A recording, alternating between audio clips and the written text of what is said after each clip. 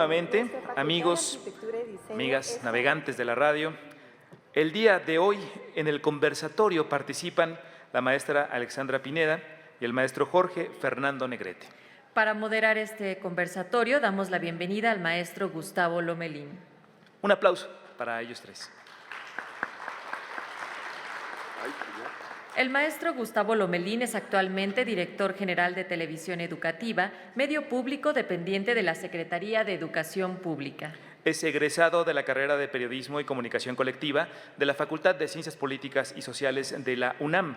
Tiene estudios de posgrado en el ITAM, en la Universidad de California, en San Diego y en la Universidad de Florida. Fue conductor del noticiero matutino del Canal 34 de TV Mexiquense durante poco más de 4 años y comentarista de temas políticos y económicos en varios medios de comunicación de radio y televisión.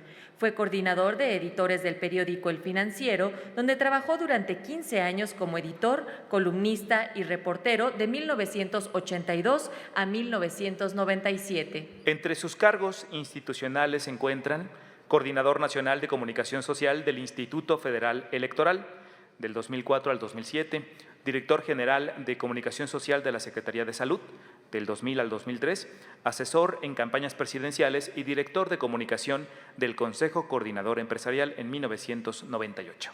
Y para todos nuestros amigos y amigas que nos están siguiendo a través de la web, les invitamos a realizar sus comentarios para este conversatorio a través de nuestro Twitter, utilizando el hashtag Bienal Radio. Entonces, en @Bienal Radio con hashtag Bienal Radio pueden realizar sus preguntas para este conversatorio del día de hoy.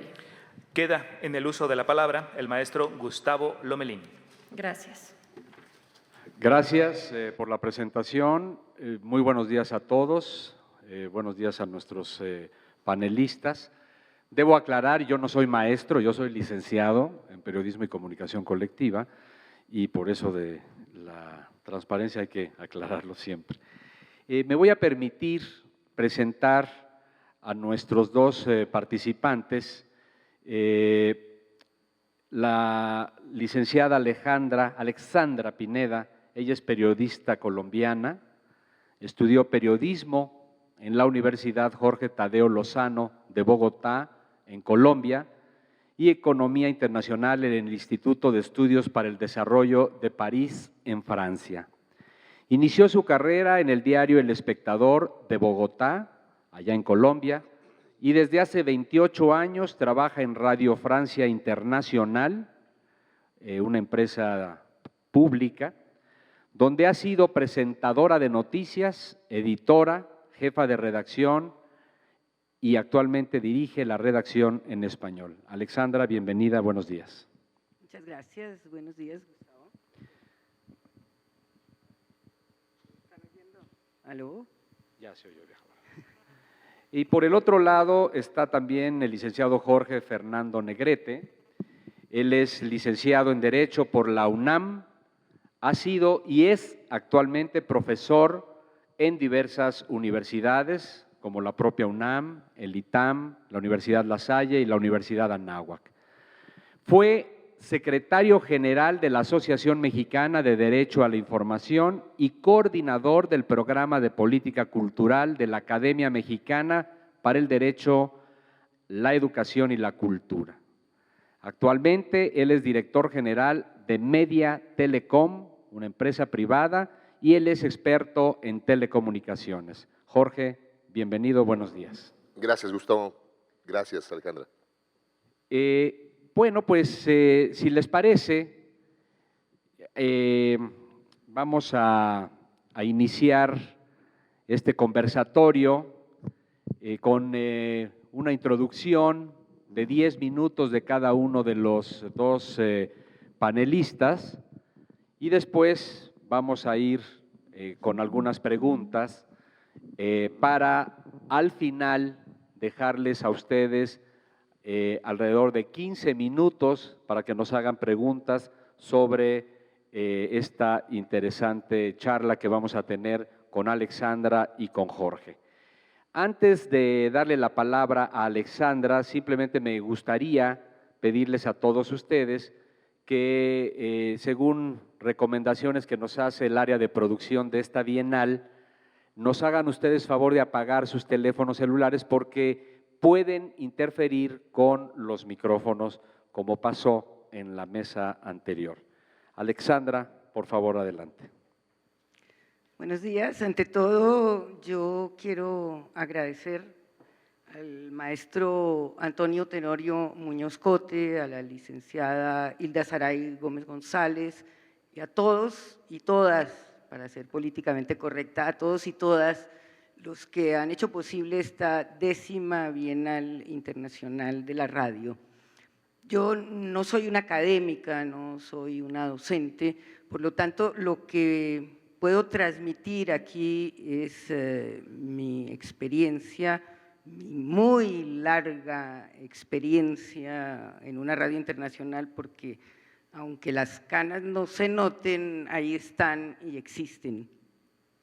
Yo llevo en efecto 28 años trabajando en Radio Francia Internacional, casi 35 años como periodista al servicio de lo que alguien aquí ayer llamaba la tiranía de la realidad, de manera que yo pertenezco a esa especie de los dinosaurios o de los tiranosaurios, pero a diferencia de los dinosaurios que desaparecieron hace como 65 millones de años, los dinosaurios de la información hemos sobrevivido al advenimiento de la era digital, la hemos acompañado y no sin sufrimientos, y también hemos aprovechado de la era digital, nos hemos beneficiado y nos hemos visto obligados a cambiar radicalmente nuestra forma de trabajar. Los jóvenes que están aquí presentes y que sin duda nacieron en la era digital no se imaginan, no tienen la menor idea, sin duda, de cómo era el trabajo de los periodistas en el siglo pasado. Quiero darles alguna idea para que entiendan cómo se ha transformado nuestra manera de trabajar. Hace 30 años, en los años 80, los periodistas para enviar una nota al periódico donde trabajaban utilizaban un equipo actualmente completamente obsoleto, que era el telex, el teletipo, un teclado que perforaba una cinta de papel que a su vez era manipulada posteriormente por una operadora para transmitir a través de un sistema telegráfico. Cuando yo empecé a trabajar en Radio Francia Internacional en los años 80, en el año 83, año en que nació Internet, todavía en Radio Francia Internacional se trabajaba con una Nagra, es un aparato bastante grande que utiliza cinta magnética, que pesa más o menos 2 kilos, y para editar el periodista tenía que tener en su equipo unas tijeras. Imagínense ustedes que las tijeras eran un instrumento básico para el periodista de radio en el siglo pasado.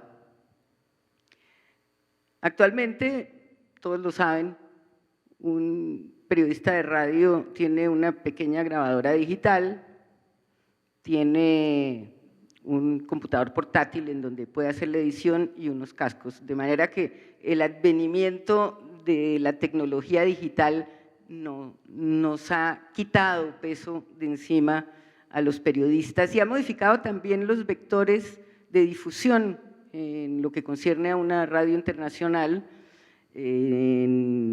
Inicialmente y durante muchísimos años, las radios internacionales tenían como único vector de difusión las ondas cortas.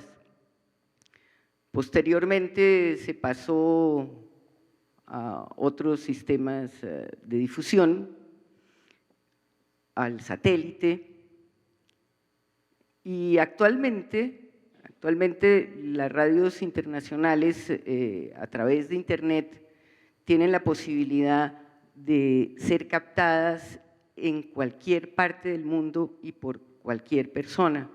En este momento nosotros además tenemos radios que redifunden nuestras emisiones y cada vez más esas radios, en lugar del satélite, se inclinan por sacar, sea nuestros programas, sea extractos de nuestros programas de Internet en lugar del satélite.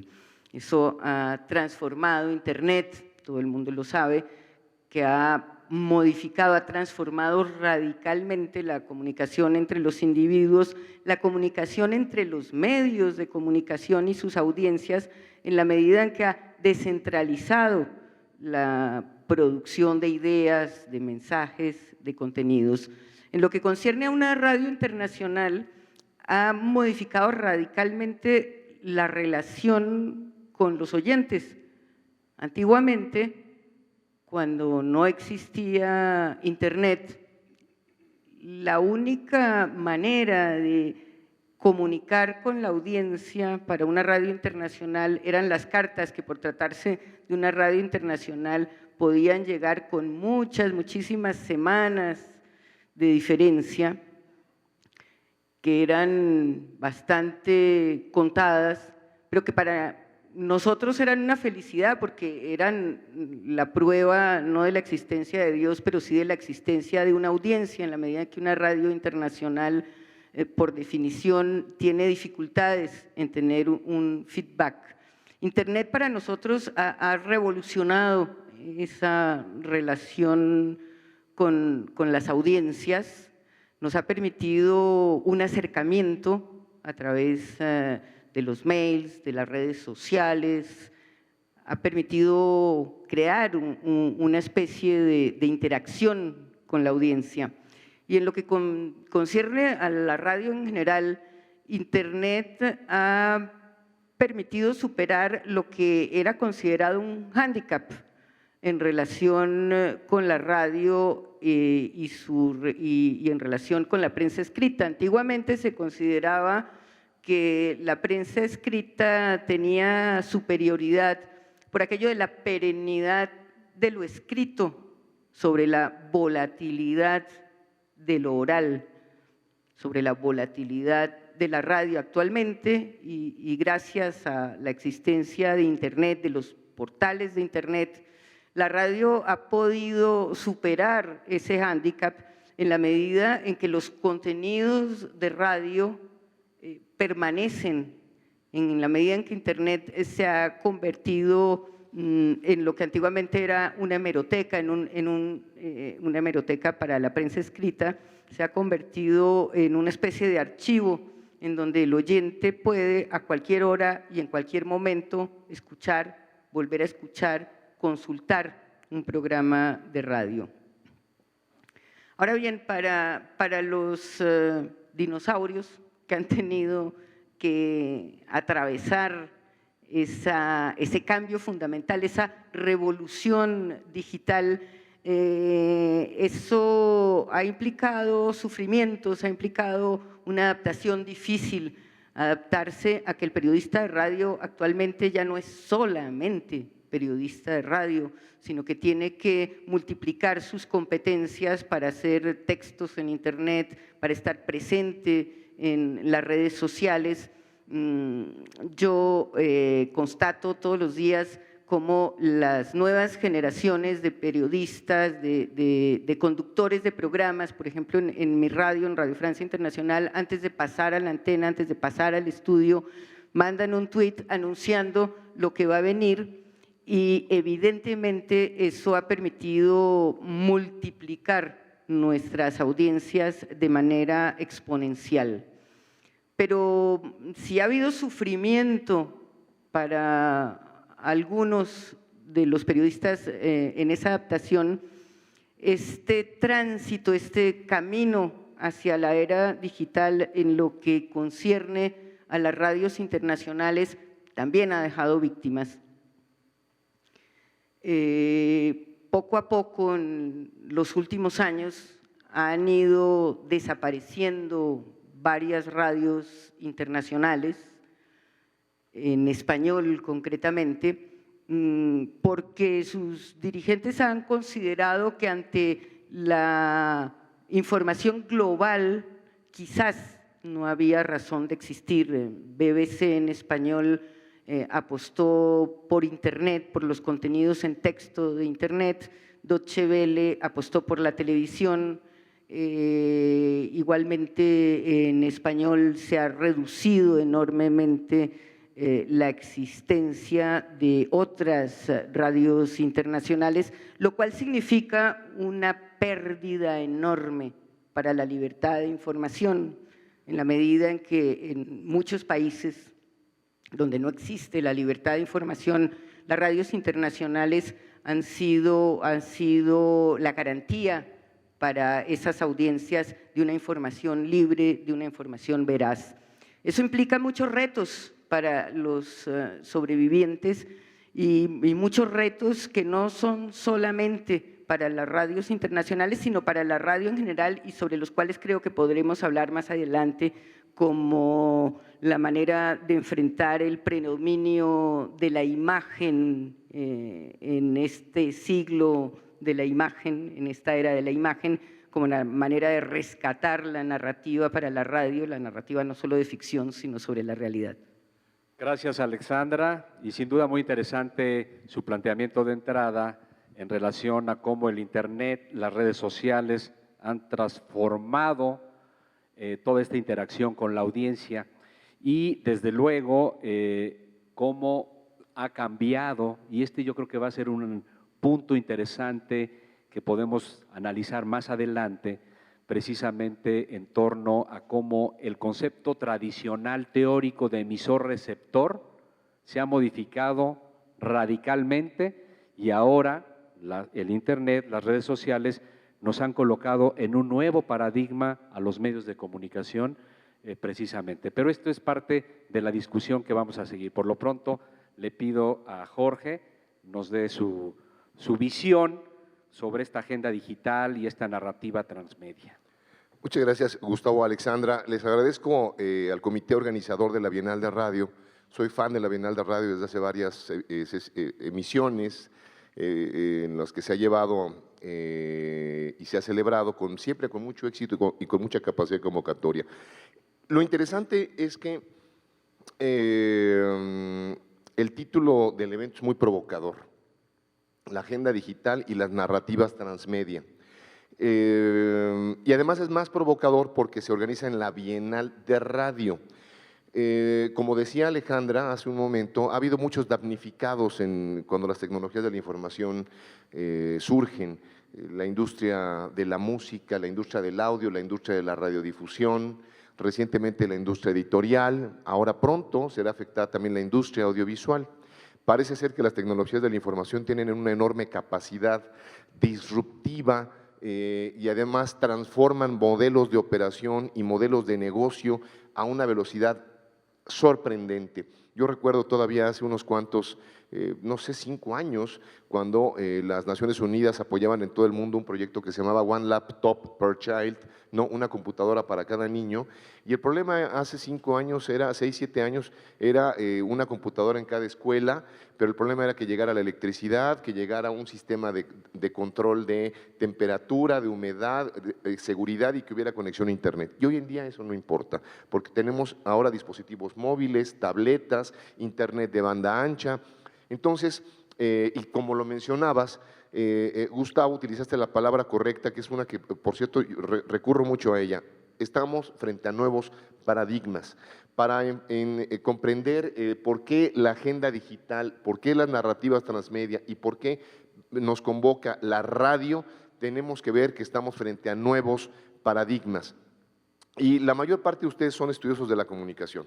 Y uno de los grandes filósofos de la comunicación, Jürgen Habermas, aportó al análisis, a la epistemología de los medios, la idea de que existe un paradigma en la sociedad cuando un nuevo hecho social es capaz de transformar la realidad jurídica, económica, social y educativa y cultural, perdón. Estamos frente a un nuevo paradigma en el cual los fenómenos regulatorios de política pública, de modelos de negocio y de consumo cultural han sido transformados totalmente por las tecnologías de la información. ¿Y a qué se deben estos cambios que generan las tecnologías de la información? El primero de ellos, el primer paradigma, fue la digitalización. El segundo fue la movilidad, la idea de traer tabletas, dispositivos móviles y todo esto que podemos cargar por todos lados. Decía un futurólogo europeo que eventualmente fue presidente del Banco de Unificación Europea, Jacques Attali, en un libro que se llamaba Milenio, en el 81, él decía que pronto tendríamos dispositivos móviles que fueran capaces de cargar consigo mismo información, tomar decisiones vitales en la vida e incluso sobre la muerte. Parece que estaba imaginándose a los dispositivos móviles y a todas las tabletas que tenemos hoy en día. El tercer elemento que viene a transformar, el tercer paradigma que se presenta es el Internet y por supuesto con él la banda ancha. Y el cuarto, que está empezando a trabajar de manera muy intensa, se llama convergencia.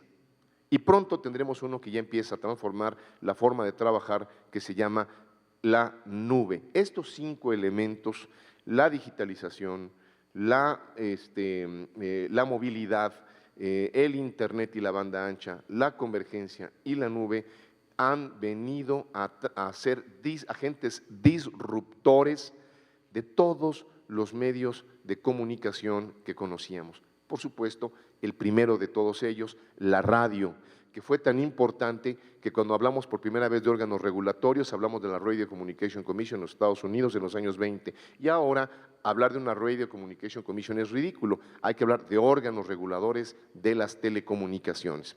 Entonces, una agenda digital y una narrativa transmedia sucede porque estos nuevos paradigmas han cambiado la manera en que consumíamos la información. Ustedes vieron hace unos cuantos meses en México un profundo debate por una nueva ley de telecomunicaciones que vinculaba por primera vez a la radiodifusión con las telecomunicaciones y la economía digital. Vieron que también surgió un nuevo diseño institucional, surge un nuevo tipo de órgano regulador que es el IFETEL, surge una estrategia digital nacional que es una agenda digital, y es aquí donde se tiene que poner a trabajar los órganos del Estado y los órganos de gobierno. No solamente en México, déjenme decirles que es un fenómeno mundial.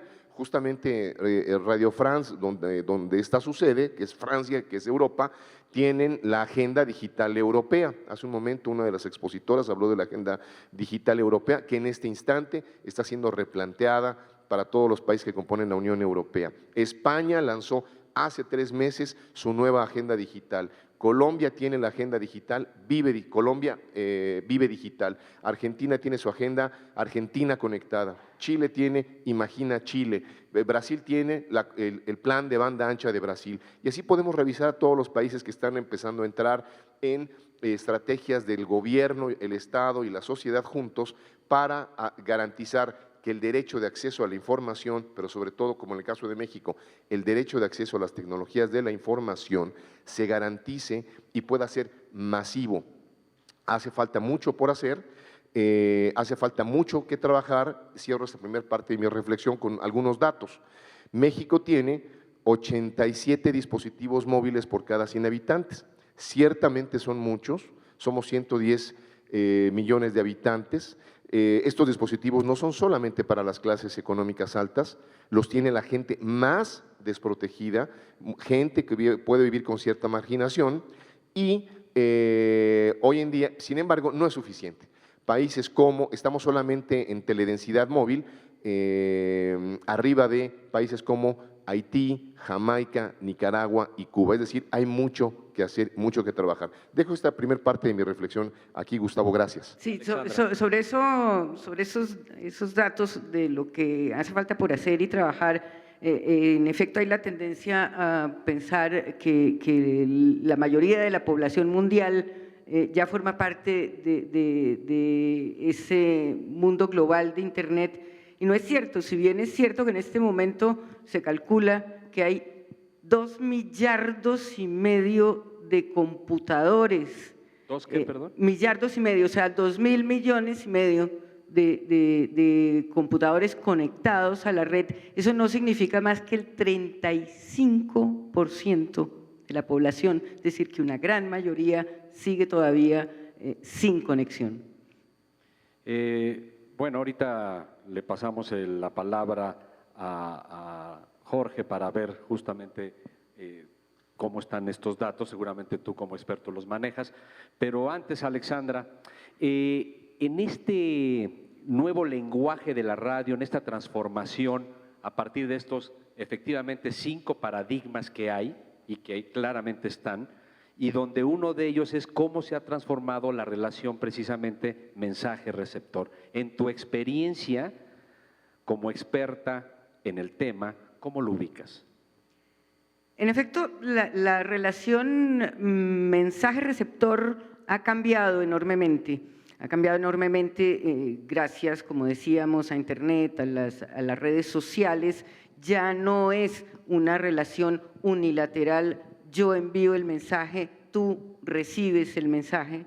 El receptor se ha convertido también en productor de información, hay una interacción mucho mayor, se ha creado pues una relación bidireccional, pero pienso yo que hay enormes retos por delante porque hace falta también integrar, y en concreto para las radios, integrar a ese público silencioso, a ese público que no es protagonista en general de los programas de radio, a la gente de la calle, hay que integrarla, darle voz a los que no tienen voz. Escuchamos por lo general en la radio, en la televisión, a los dirigentes políticos, a los especialistas, a los analistas, eventualmente algunos protagonistas de la noticia, pero falta integrar mucho más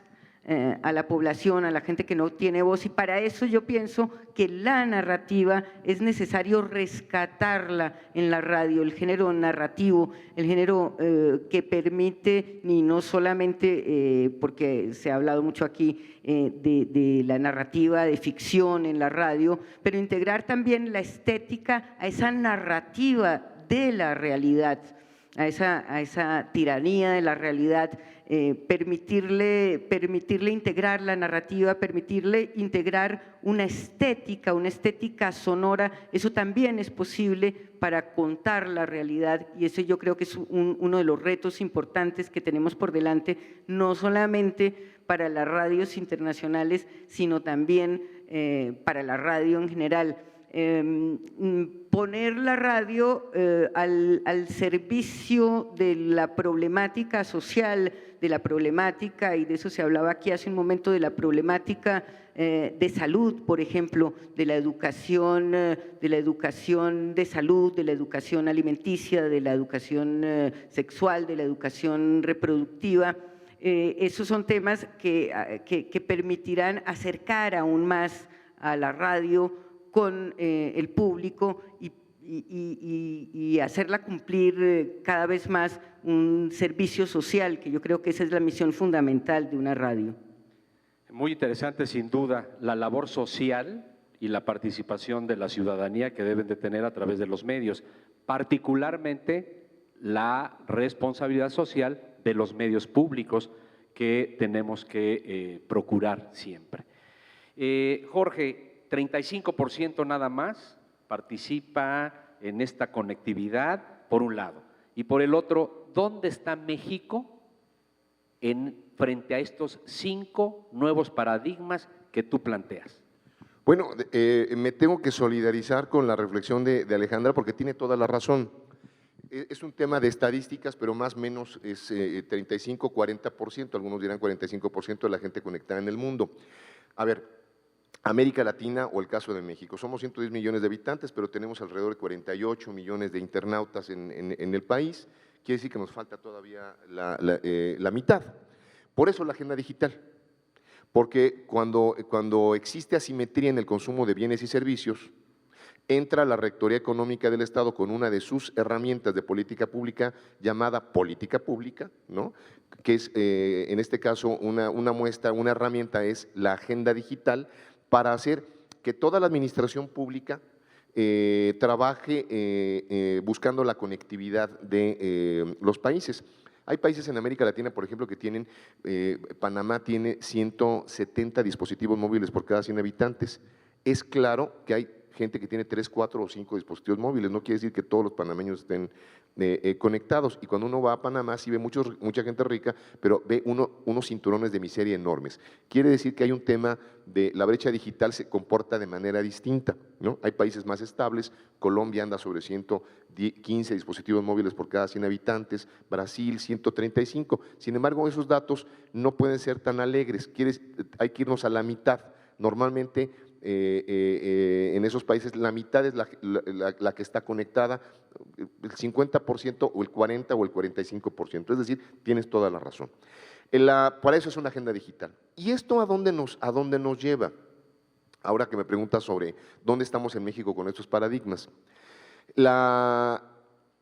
Hay que ver los paradigmas de frente y ver cómo impactan en varias cosas. La regulación, el diseño institucional, por ejemplo, de la radio.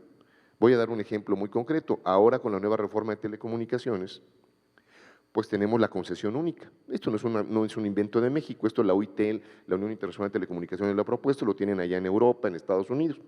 ¿Qué quiere decir? Que una entidad, por ejemplo, Radio Educación, podría dar varios servicios de telecomunicaciones, no solamente a radio. Podría ser un operador móvil virtual. Ustedes han escuchado que ya entró a México Virgin. Virgin es un operador tipo Telcel o Movistar que da servicios de telecomunicaciones, pero que no tiene infraestructura.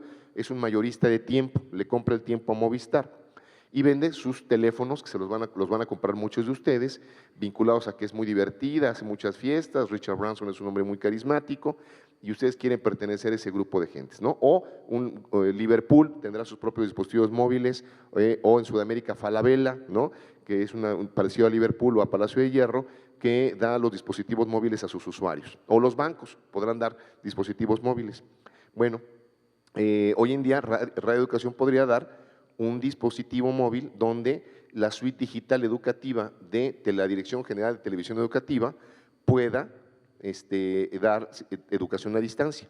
O sea, el concesionario operador de las tabletas que se están dando en Colima o en varias partes del país, con la concesión de Radio Educación. Esto expande el universo de servicios tradicionales de la radio, los potencia y los proyecta a distintas plataformas de comunicación. El reto institucional se transforma en un modelo de comunicación distinto.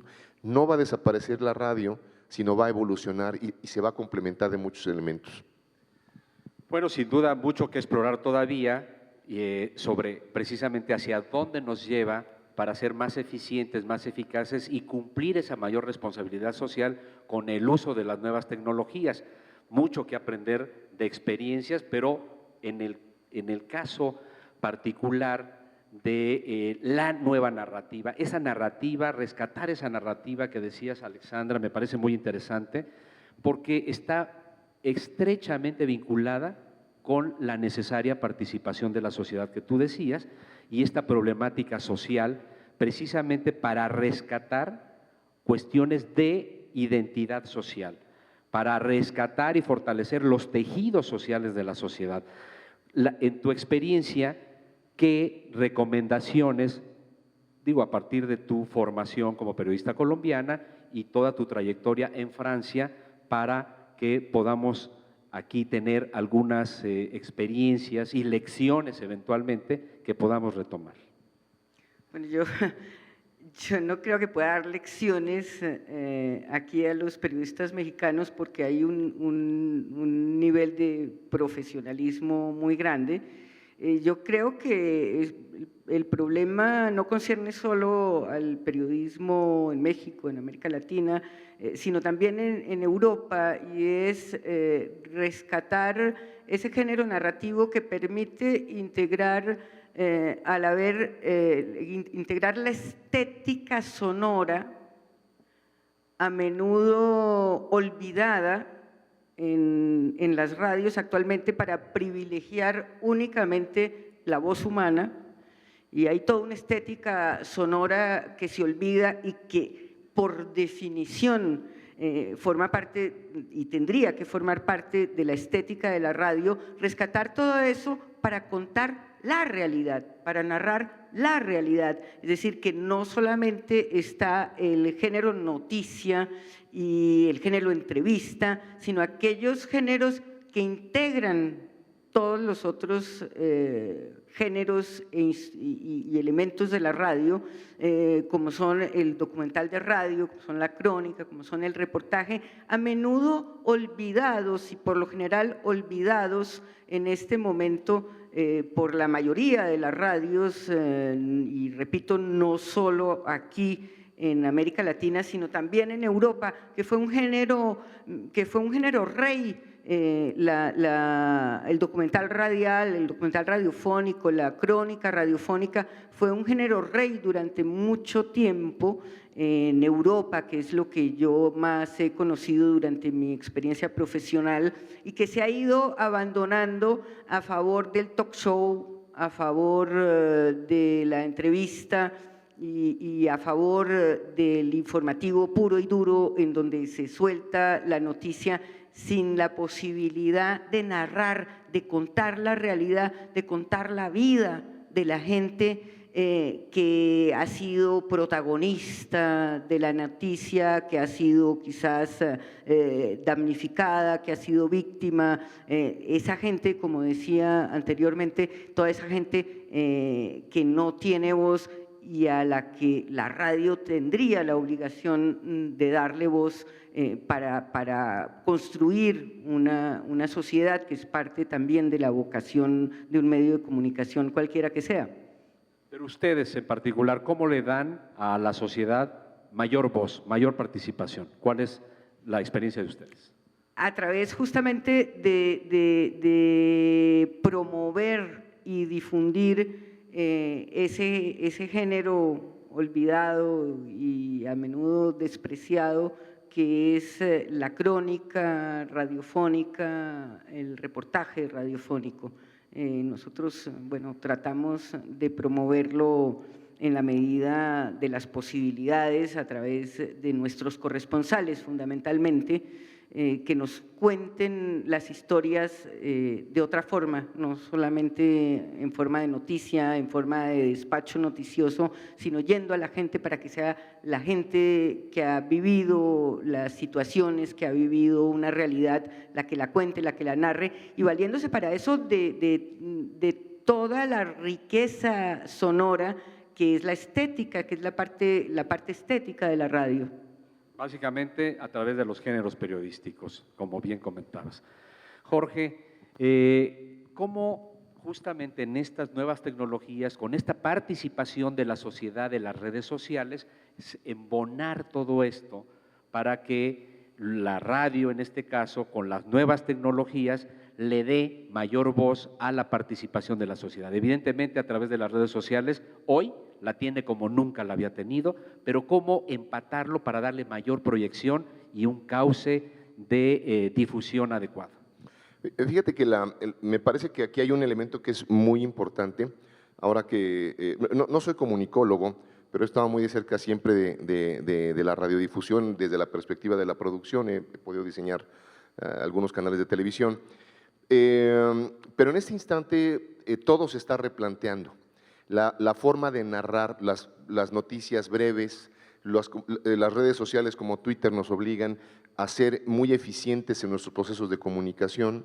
Por ahí alguna gente habla de la twitteratura, unos hablan del rescate de esta técnica narrativa oriental, los haikus, ¿no?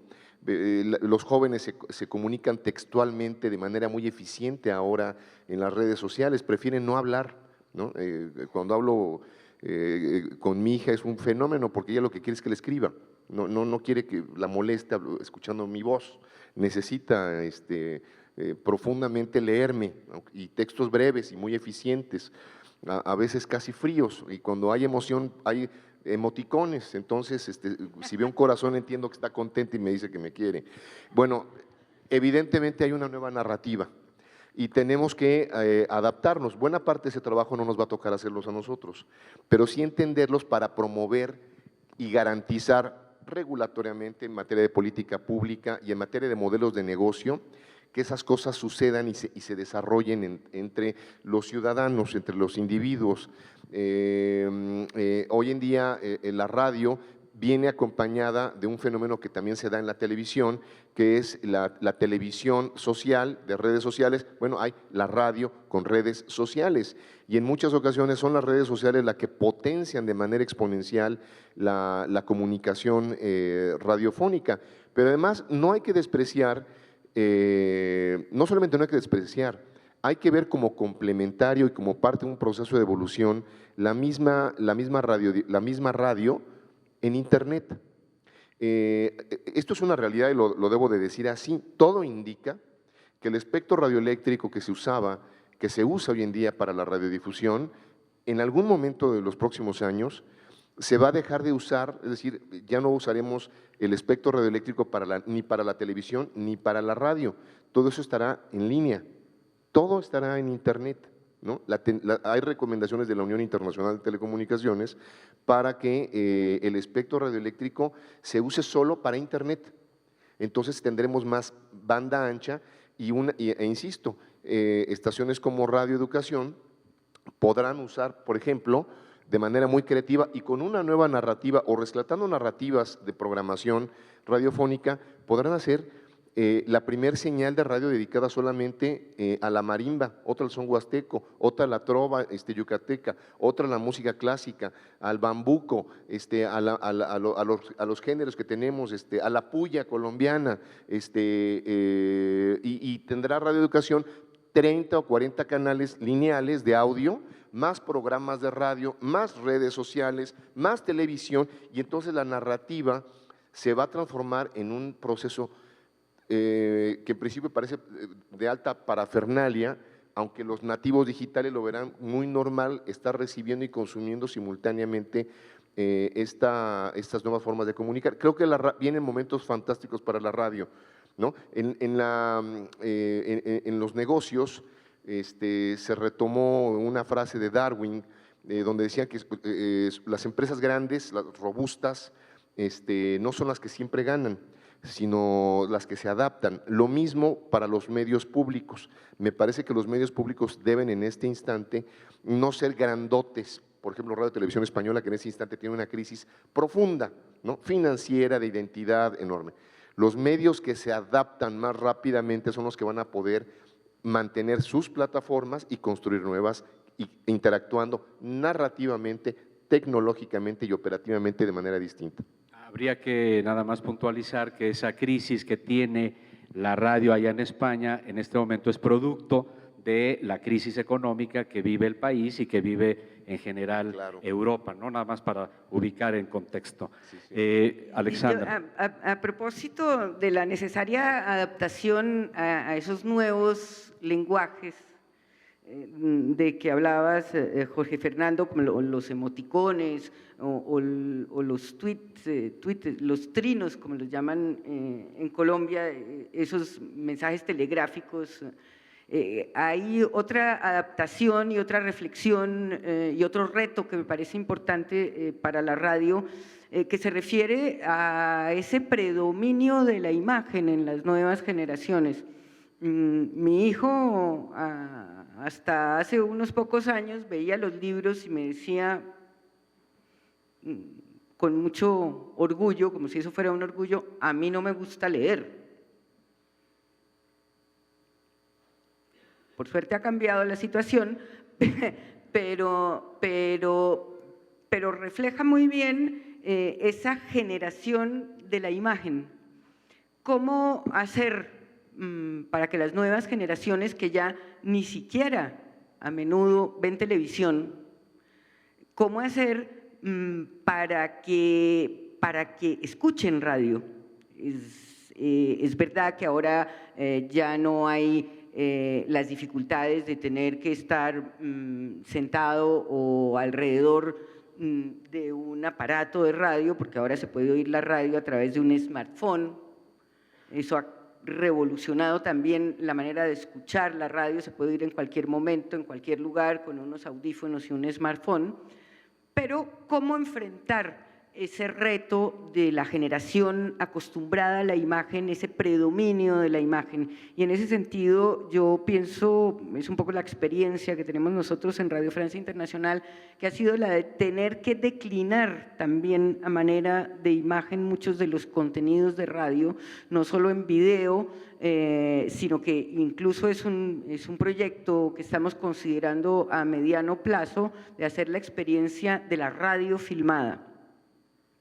De la información filmada para tratar de enfrentar ese reto que también pienso que es uno de los retos importantes para las radios en este momento, que es el predominio de la imagen.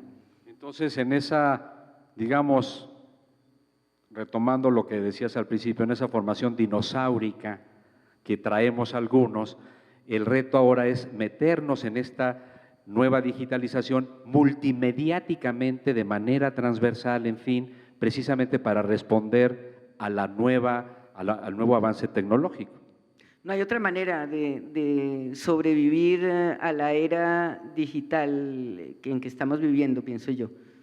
Jorge, recomendaciones precisamente frente a estos retos que se encajan de una manera muy precisa en estos 5 paradigmas que tú nos presentaste. Precisamente de eso estamos hablando. Yo creo que nos convocó una radio pública, ¿no? Radio Francia es justamente una gran institución pública, un referente internacional. Y tú eres director de televisión educativa, un medio público. Soy un defensor y un creyente profundo en los medios públicos. Creo que estamos atrapados en algo que yo le llamo de la polisemia a los nuevos paradigmas, de la polisemia porque en los años 70 se le llamaba televisión educativa, radioeducación, televisión de gobierno, televisión de Estado, y el nombre ha ido cambiando. Después en España le pusieron televisión de titularidad pública, y aparte hay por formatos. Pero no hemos terminado de definir qué son los medios públicos y ya tenemos nuevos paradigmas, ¿no? Entonces, ya no solamente vas a hacer radio, porque puedes dar servicios de telecomunicaciones, pero puedes dar también televisión, pero tienes que vincularte a las redes. Entonces, creo que la adaptación es el nombre del juego. ¿Cómo? No creo que existan recetas, creo que la operación diaria de un medio público lo va solucionando, va dando las alternativas. Te escucho, Alexandra, y en efecto, creo que a veces ustedes tienen que determinar si participan o no de repente en un formato, o tienen que decidir si usan o no una plataforma, si a lo mejor deliberadamente participan en una nueva plataforma, ¿no? Como un experimento, o provocan o generan cierto tipo de productos, ¿no? Hoy en día creo que hay que narrar distinto para la televisión abierta que para una tableta, ¿no? Hay contenidos, por ejemplo, más educativos y eficientes en una tableta que en una televisión grandota. La gente espera ver una experiencia cultural en una tele grandota y se concentra muy fácilmente de repente en las tabletas, ¿no? Hay un uso muy identificado para trabajar sobre esas herramientas. Creo que la palabra es adaptarnos, comprender qué fenómenos tecnológicos nos están sucediendo. Pronto vamos a tener ya no solamente 4G, en materia móvil, va a haber 4G Advanced y después 5G, y eso implica anchos de banda más grande, lo cual va a hacer que los recursos, por ejemplo, de la televisión educativa sean más eficientes, ¿no? Todavía aún más. Pronto vendrá el apagón analógico en América Latina, en Colombia, en México, en todas partes, y eso implicará que haya más canales abiertos, que tendrán que tener nuevas narrativas, nuevos formatos. Entonces, me parece que estamos en un momento en el que tenemos que ser muy cuidadosos y adaptarnos sin prisa, pero sin pausa, ¿no? Con mucho análisis de los consumos culturales, informativos. Pero quizá, Alexandra, una pregunta provocadora, retomándola de parte del planteamiento que hace Jorge, en el sentido de la duda sobre el rol de los medios públicos, pero claramente en una visión moderna de crear sociedad, de fortalecer a la sociedad, de trascender la visión tradicional de medio público como medio de gobierno para entrar a una visión de Estado. Ese como reto que tenemos los medios públicos precisamente por delante, porque debemos de despartidizarlos, desgobiernizarlos para darle mayor papel a la sociedad y fortalecer la participación de la sociedad. Yo creo que la palabra clave es que los medios públicos deben ser medios de servicio público, al servicio del público, al servicio de una sociedad, al servicio de la construcción de una sociedad, de la construcción de individuos conscientes, responsables, de la educación de la sociedad. Al agregarle la palabra servicio, yo creo que ahí se da toda la dimensión de lo que es la vocación de una radio pública y de un medio público. Que desde luego en este contexto de las inversiones hacia la digitalización que tenemos por delante, implica mayor eficiencia, implica mayor inversión, porque como bien dices, Jorge, es sin prisa, con pausa y con recursos. Hay mucha creatividad. Lo que sobra en los medios públicos es creatividad, talento, recursos humanos. Eso es lo que realmente sobra. Lo que nos falta son inversión, recursos financieros y recursos presupuestales para ir más allá en esta demanda de inversión tecnológica que tenemos por delante. Gustavo, bueno, ahora el provocador eres tú, porque es cierto. El tema, a ver, voy a hacer una analogía. Ustedes han visto en los últimos meses que de repente Comcast en Estados Unidos compra Warner Cable, pero antes ya había comprado NBC Universal, es decir, Comcast, un sistema de cable, imagínense que es Cablevisión aquí en México, compra a Televisa, o sea, al revés, no la tele abierta compra cable. Entonces, Comcast compra a NBC y los estudios Universal, y ahora compra a Warner, pero eso está pasando en el mundo. En Europa hay 170 operadores de telecomunicaciones y ya dijeron que quieren ser 3 o 4 en toda Europa.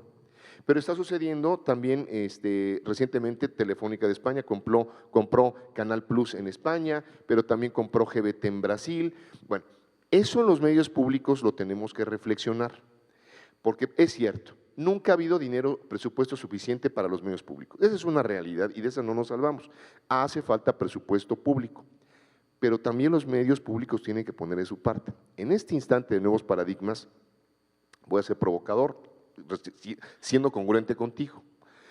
Tendría que haber procesos de consolidación en algunos medios públicos, Es decir, consolidación o fusión entre algunos medios públicos, y no digo cuáles, eso lo tendrá, ya habrá funcionarios públicos que lo revisen, pero adicionalmente a eso. Pero esa es una provocación para radioeducación, no para mí. Podrá adquirir 2 o 3 medios públicos, ¿no? A la inversa, no se ha adquirido, ellos pueden, tienen una concesión. Bueno, la otra, un permiso, perdón, bueno, pero hay que, en fin. El asunto es este. Otra forma es, no se salvan instituciones como Radio Educación de empezar a hacer también audiovisual. Y voy a dar un ejemplo muy sencillo. Un canal 24 horas al día en coproducción con Notimex, aquí hay un formidable área de noticias, muy importante. Notimex es una agencia informativa del Estado mexicano, ¿no? Bueno, un canal 24 horas de noticias, ¿no? Con redes sociales, con segmentos, con áreas, con un formato de radio, pero transmitido por televisión. Hay muchos programas de radio que hoy en día son diseñados para radio, pero tienen imagen. Y a la inversa, ¿no? Podría haber señales, insisto, suites digitales de radioeducación por internet, cuando menos hay 20 géneros de música que podrían hacer propios, tipo Spotify, o una plataforma OTT, que es un OTT, un over the top, son Facebook, Netflix, Spotify. Bueno, pues el Spotify de la música iberoamericana en español, ¿no? Si les parece, nos están empezando a llegar algunas preguntas del auditorio. Roberto Medina, y me gustaría que la contestaran los dos, me parece una pregunta muy actual. Más oferta no significa nuevos contenidos. ¿Cómo o qué hacer para mejorar los contenidos en un horizonte con demasiada oferta, Alexandra?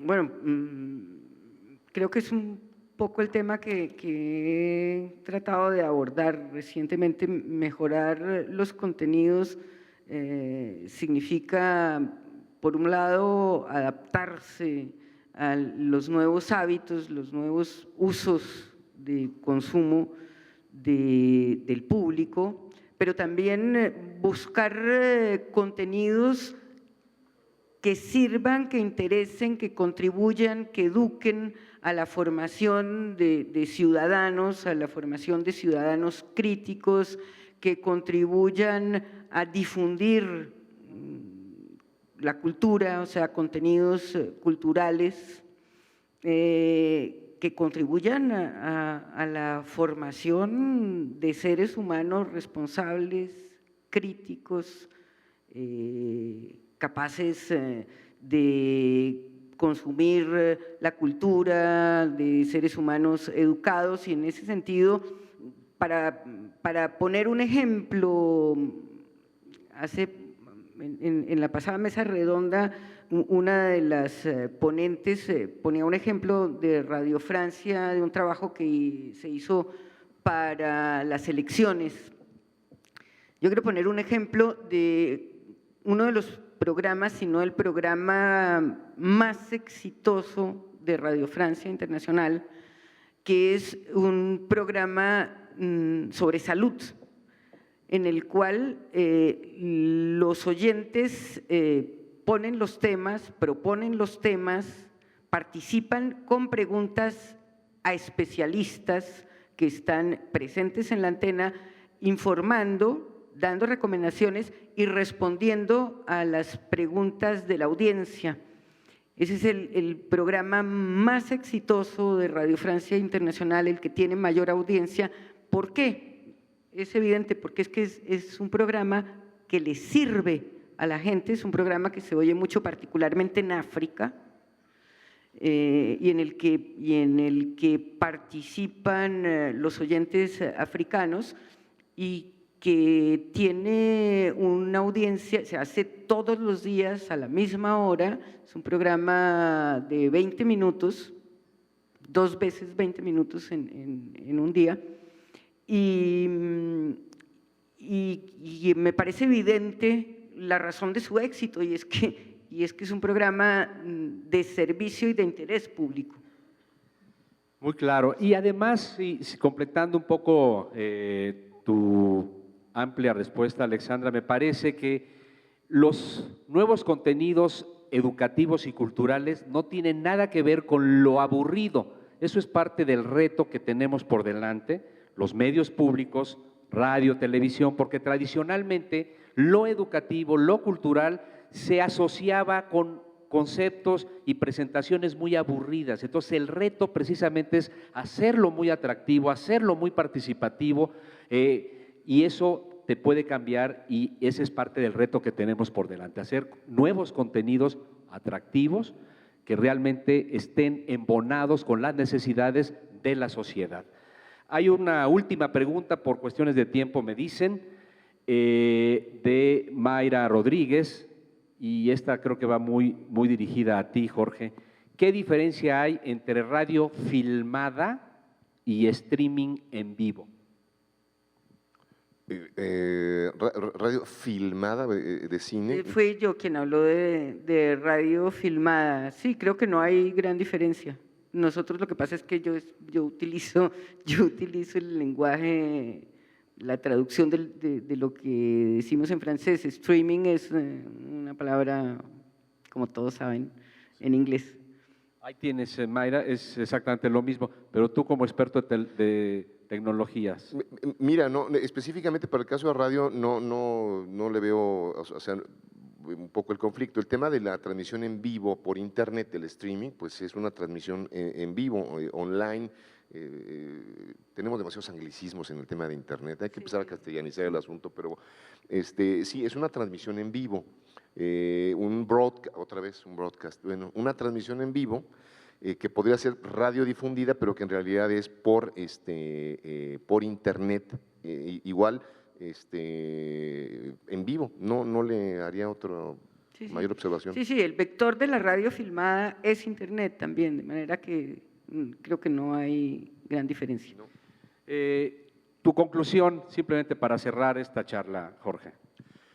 Creo que estamos en un momento absolutamente apasionante.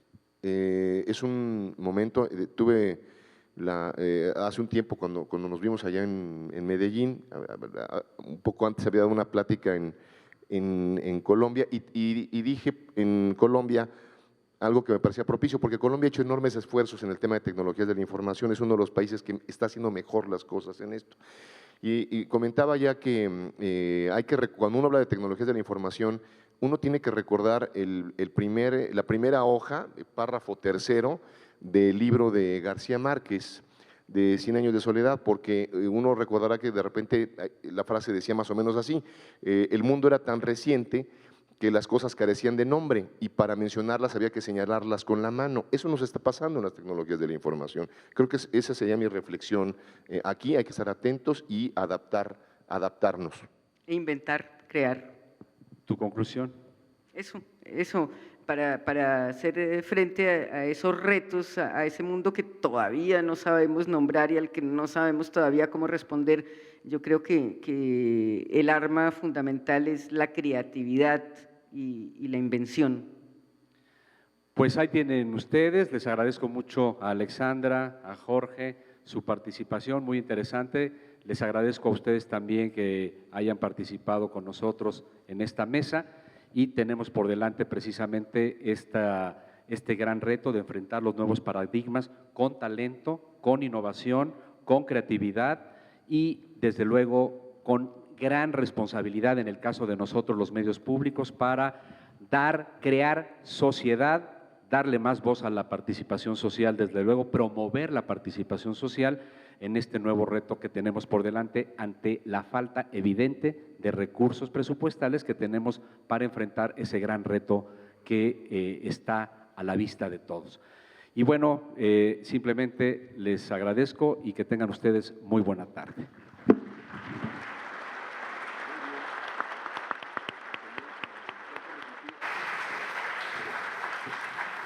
Amigas, amigos, colegas, llegamos al final del cuarto conversatorio de la 10ª Bienal Internacional de Radio. Haremos un breve receso para continuar con la presentación de la conferencia magistral del doctor Salvatore Schifo. Queremos recordarles que la conferencia magistral que ofrecerá el doctor Salvatore Schifo será en lengua extranjera. A su disposición hay un servicio de traducción simultánea. Pueden solicitar el auricular en el vestíbulo del teatro y una vez concluida la conferencia magistral podrán devolver el dispositivo.